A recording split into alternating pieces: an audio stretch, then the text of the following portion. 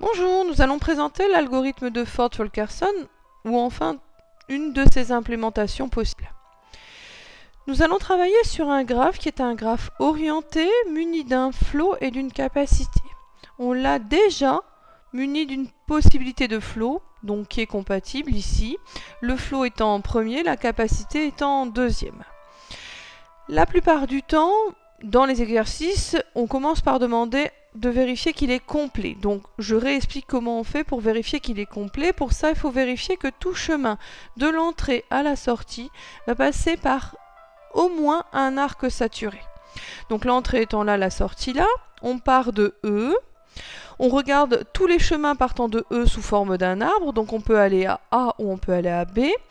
Il n'est pas nécessaire de poursuivre les différents chemins qui partiront de A vers la suite, puisque là, l'arc EEA est saturé. Donc celui-là, on le laisse de côté, et on poursuit pour vérifier que d'autres chemins qui partiraient par B passeraient bien par un arc saturé.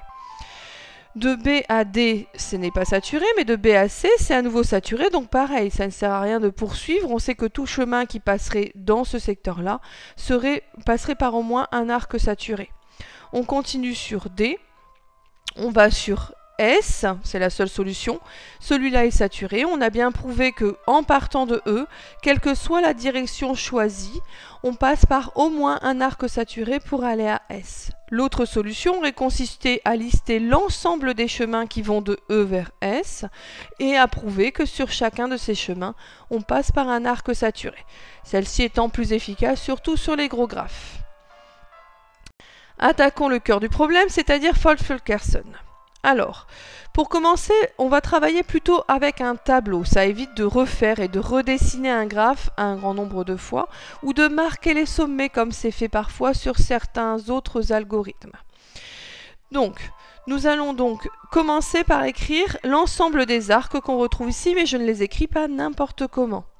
Je dois faire attention à l'ordre utilisé. Je pars toujours de E et je les mets dans l'ordre alphabétique. Ça va nous simplifier grandement la tâche, notamment quand il y aura beaucoup d'arcs, pour retrouver un chemin par la suite.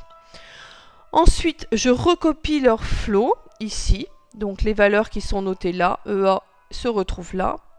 Puis je renote les capacités ici. Je rappelle que dans le graphe, les arcs et les capacités ne changeront jamais. Par contre, la valeur du flow peut être amenée à être modifiée.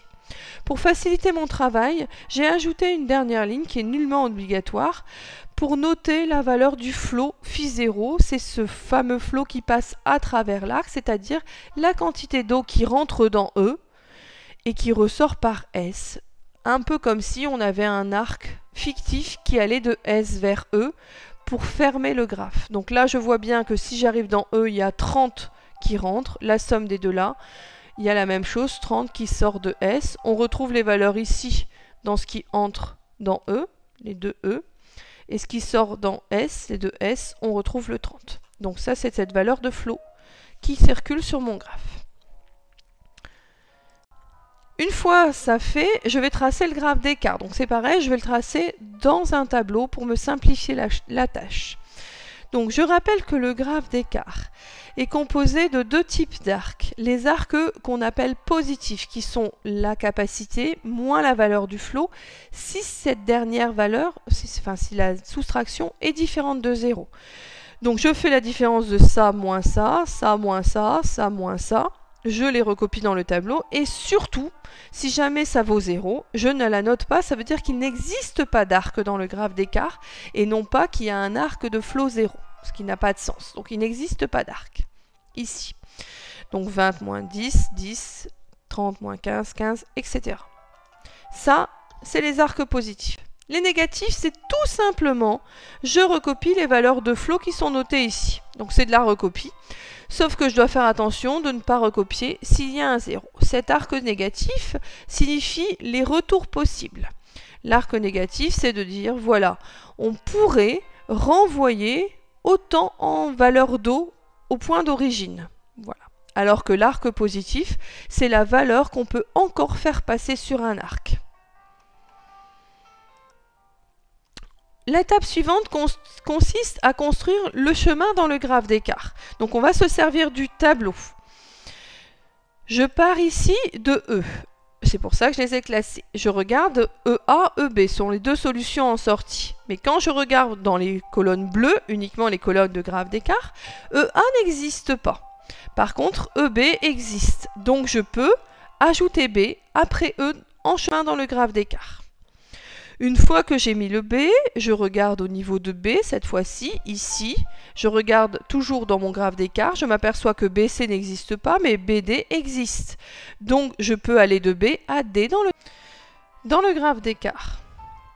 Je suis donc en D. Je me dis, tiens, D pourrait peut-être aller en S, puisque c'est sa seule sortie, sauf que l'arc n'existe pas. Je suis donc coincée. Et c'est à ce moment-là que je vais me dire, une fois que je suis au sommet D, je peux utiliser ce que j'appelle les arcs retours, c'est-à-dire je pourrais envisager de revenir en arrière pour choisir un autre chemin. Alors pour utiliser les arcs retours, c'est assez simple, je vais regarder où le D est en deuxième position. Parce qu'en fait, c'est ça que simule le delta moins, c'est le fait qu'on utilise les arcs dans l'autre sens. Donc on utilise DB ici, on utilise DA ici. Donc DA a une valeur de 5 dans le graphe d'écart, DB a une valeur de 5 dans le graphe d'écart. Ce ne serait pas très logique de se dire je vais retourner en B. Parce qu'on y était déjà passé et je sais que j'ai pas d'autres possibilités. Donc je me dis, par contre, je n'y suis pas passé. Donc je vais envisager de récupérer le DA dans le graphe d'écart, ici simulé par le 5. Et je vais l'écrire de façon différente. C'est-à-dire, je mets ici dans une autre couleur, dans ma liste, où je le souligne, où j'utilise une notation pour me rappeler, parce que je vais en avoir besoin plus tard, qu'à cet endroit-là, je n'ai pas continué à essayer de combler des arcs et des flots existants, j'ai plutôt renvoyé de l'eau vers la sommet A pour le faire passer par un autre chemin.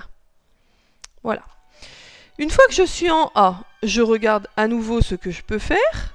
J'ai ici deux possibilités, vers C et vers D.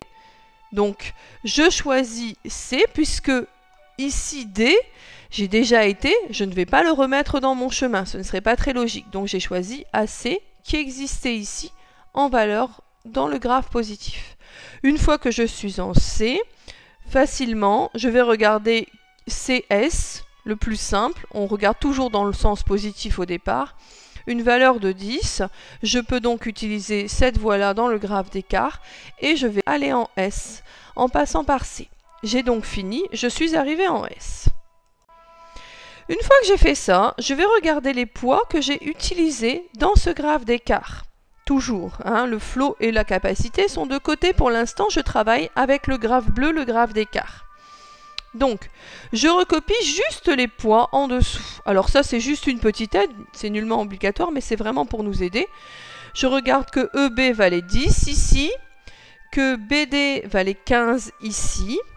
Attention, DA, je l'ai marqué en rouge parce que je n'ai pas utilisé le chemin dans le bon sens, j'ai utilisé le sens inverse, donc j'ai utilisé celui-ci, DA, en reprenant dans l'autre sens l'arc AD. Donc je recopie celui-là. AC dans le bon sens est ici, et CS est ici.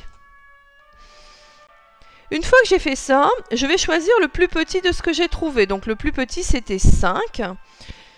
Donc je vais ajouter ce 5 au flot global, c'est-à-dire au flot phi 0 que j'ai ici. Donc je barre les 30 et je deviens à 35. Ensuite, tous ceux que j'ai utilisés dans le CU delta+, j'avais rajouté de l'eau au flot existant, je vais leur ajouter 5. Par contre, ceux que j'ai utilisés dans le CU delta-, c'est de l'eau que j'ai renvoyée, donc je vais enlever 5. Et je vais enlever cette fois-ci sur le flot. Donc le graphe d'écart m'a servi à trouver le chemin pour faire passer un peu plus d'eau dans mon graphe. Maintenant, je reviens à mon graphe d'origine et c'est sur celui-là que je fais les modifications pour faire passer cette quantité d'eau. Donc cette quantité d'eau, j'ajoute 5 sur EB. Puis, quand je suis en B, j'ajoute 5 à BD. Puis, quand je suis en D, j'ai renvoyé l'eau en A, j'enlève 5 ici à AD. Puis, quand je suis en A, j'ajoute 5 à AC. Puis, quand je suis en C, j'ajoute 5 ici à CS. Si on n'a pas très bien compris, de toute façon, il s'agit d'ajouter 5 à tous ceux qui étaient dans le bon sens, c'est-à-dire EB, AC, BD et CS dans mon arc, ici. Ils étaient tous en noir. Et puis d'enlever 5 à celui qui était dans le sens contraire, que j'ai marqué en rouge, ici celui-là. Voilà. Là, en faisant ça, j'ai terminé mon premier tour de Fort Fulkerson, ma première boucle. Le flow a été changé, alors logiquement, si je veux travailler sur un graphe qui est dessiné, je devrais modifier le flow sur le graphe dessiné. Maintenant, un graphe, on le sait très bien, qui peut être représenté par un dessin, mais qui peut être aussi mis dans un tableau ou sous forme de matrice, etc. Donc moi, je vais continuer à travailler avec le tableau. Le flow n'étant plus correct, j'ai enlevé le dessin et le schéma. Mais le tableau représente tout autant le graphe que le schéma. C'est une autre façon de le représenter. Donc, je regarde ici, je vais devoir commencer, donc j'ai rien à recopier, je reprends toujours le même tableau, mais je vais travailler cette fois-ci avec le nouveau flow qui est indiqué ici. Je vais construire le nouveau graphe d'écart de la même façon que précédemment, c'est-à-dire en faisant pour le CU delta plus C de U moins phi de U. Donc là, ça n'a rien changé. Ici, en faisant la différence, j'obtiens 5. Ici, en faisant la différence, j'obtiens 10, etc. Et pour le CU delta moins, cette fois-ci, à nouveau, je vais recopier le phi de U qui est noté ici. Voilà. Donc c'est ce que je recopie ici, mais je rappelle qu'il n'y a pas de 0 dans le graphe d'écart. Ce sont vraiment les arcs par lesquels on peut encore passer quelque chose.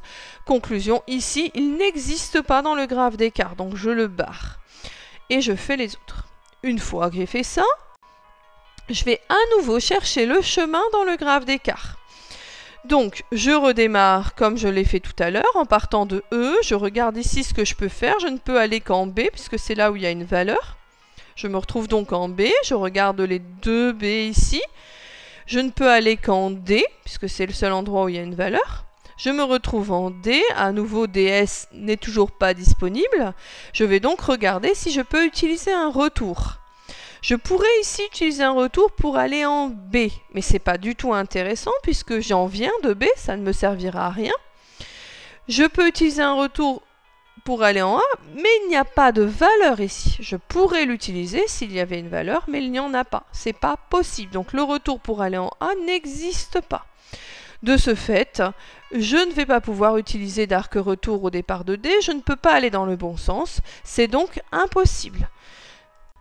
Une fois ça terminé, il n'y a plus de chemin dans le graphe d'écart, l'algorithme de Fort Fulkerson est terminé et on a obtenu le flow maximal. Je rappelle que dans ce tableau, les deux dernières cases servaient qu'à faire Fort Fulkerson, c'est donc le graphe d'écart qui ne sert plus maintenant. Le flow qu'on a obtenu, qui est le flow maximal, il est donné ici par cette partie ici, avec les valeurs du flow qui sont données ici, et avec ici la valeur de la capacité globale du flow sur ce graphe. Merci d'avoir suivi cette vidéo.